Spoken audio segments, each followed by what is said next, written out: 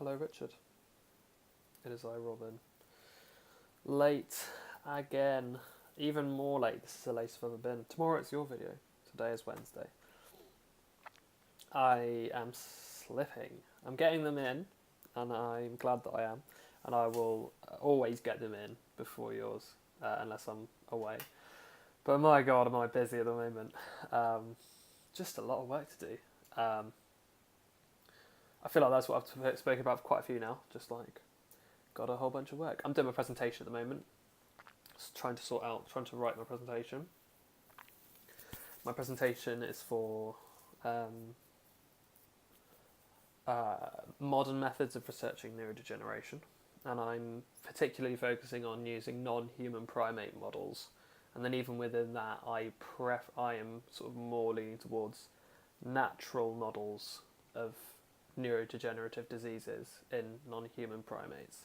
So that's like, do non-human primates get neurodegenerative diseases just kind of like in general? Do they get them on their own? Like, and the answer is generally no.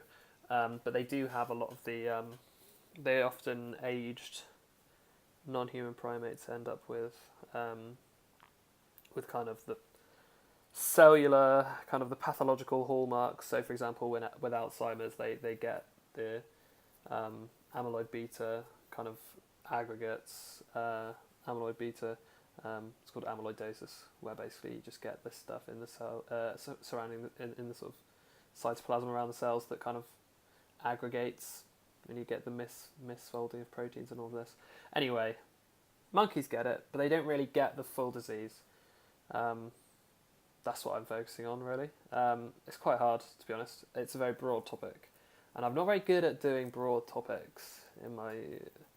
I prefer to like get given a single paper and just like really go in depth into that paper, generally, in biology, rather than like being given this massive topic and just being like, here's literally thousands of papers that you could look at, just like get an overview of this thing.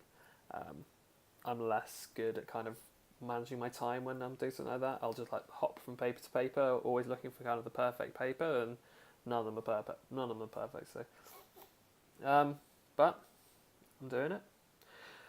I just bought some new walking boots. I'm currently wearing them to sort of see how they are. I'm not wearing them outside yet. I don't know if you can see them from there, but they're identical to my old pair. But my old pair of walking boots was sort of, I'd had them for like 8 years, and they've got holes in them now, and I need to get some new ones. So I've done that now because my other boots need resoling, and so I need some other shoes to wear whilst they're being resoled. So I've finally got around to doing that. That was nice.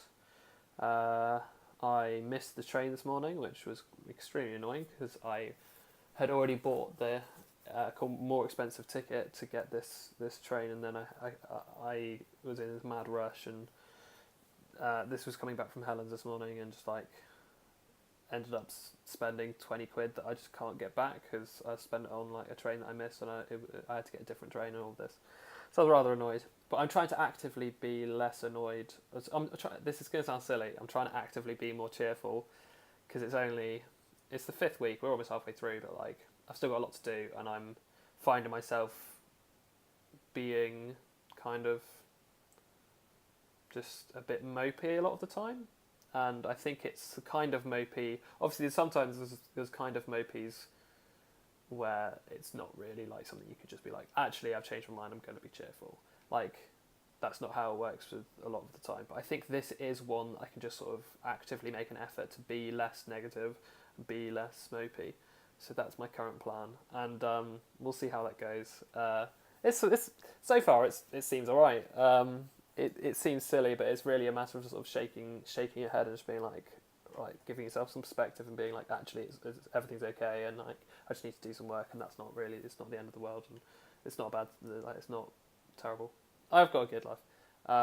Sounds like you're having a great time. Cold, but apparently, I mean, you've evolved into talking about skiing and snow in kind of this sort of next level up of kind of, there's kind of fine details to the way that you talk about skiing and snow now that just is indicative of a much better skier, a better understanding of snow, a better kind of, you just understand the whole thing. It feels like, well, maybe you just haven't talked about it before, but you certainly sound like you've just like leveled up in terms of how I mean, you're good at skiing now. I know you've said it, but like, nice, good stuff. Maybe over my lifetime I will accrue this knowledge, but I don't think I'll be spending a lot of time, spending this big continuous time in Canada like you've done. So maybe I'll accrue it over time, and you can just teach me.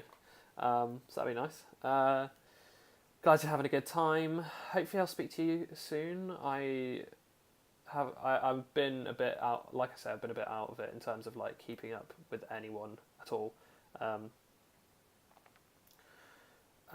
Just so busy with this work, but I will try my best, and I hopefully will speak to you again soon. Maybe around this evening or something. Maybe we do some. I don't know. I'll have a look. I'll speak to you again soon. See you on the flip side. Stay out.